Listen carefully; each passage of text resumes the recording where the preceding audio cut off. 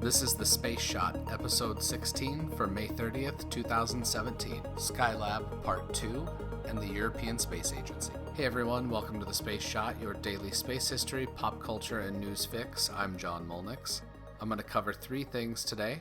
First, Alexei Leonov turns 83 today. He's the first human to conduct an EVA, or extravehicular activity, outside of his Soviet Voskhod 2 capsule. In March of next year, I'll be talking about that mission in greater detail, but for now, happy birthday.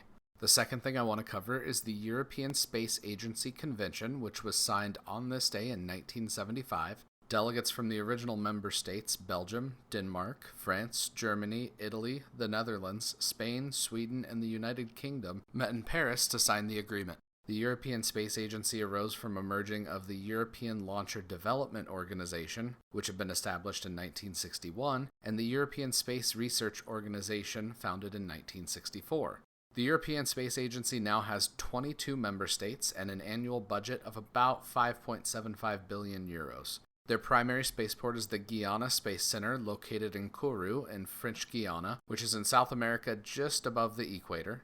In the past few years, ESA has been in the news for their Rosetta mission with the Philae lander that explored Comet 67P Churyumov-Gerasimenko to the joint NASA and ESA Cassini-Huygens mission at Saturn.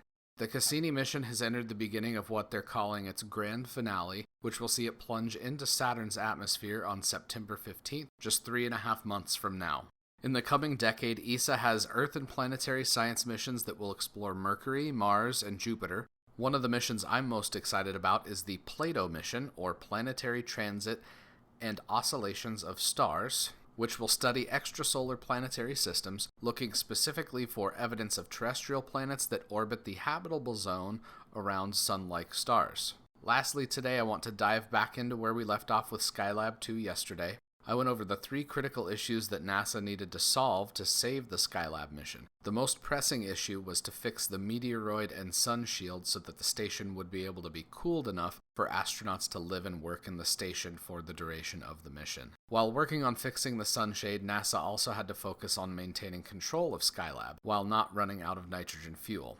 The other two issues NASA had to work on while coming up with a fix for the sunshade was making sure they maintained control of Skylab while not running out of nitrogen fuel. They also had to make sure that they kept Skylab pointed towards the sun so the solar panels that were part of the Apollo telescope mount could get enough power for the station to function when it was rotated to be cooled off. Unfortunately for Skylab, where the Apollo telescope mount solar panels faced was on the same side that was missing the sun shield. So in order to charge the batteries, you ended up cooking the side of the space station without a sun shield, which was not an ideal situation.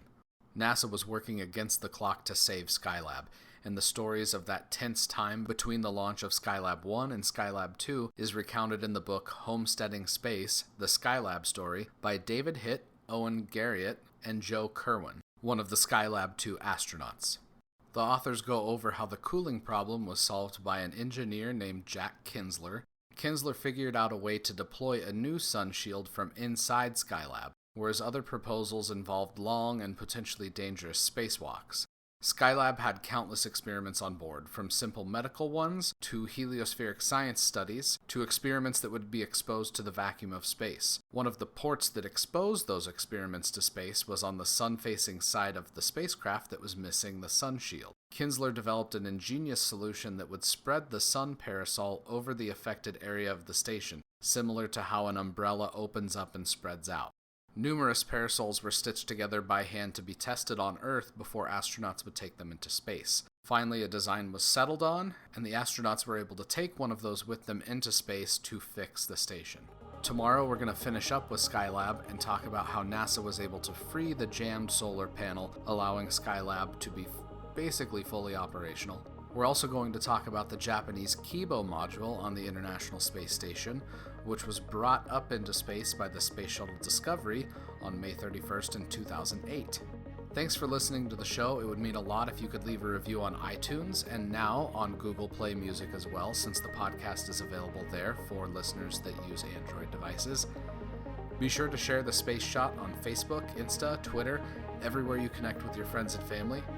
I'm John Molnix, and I'll catch you on the flip side.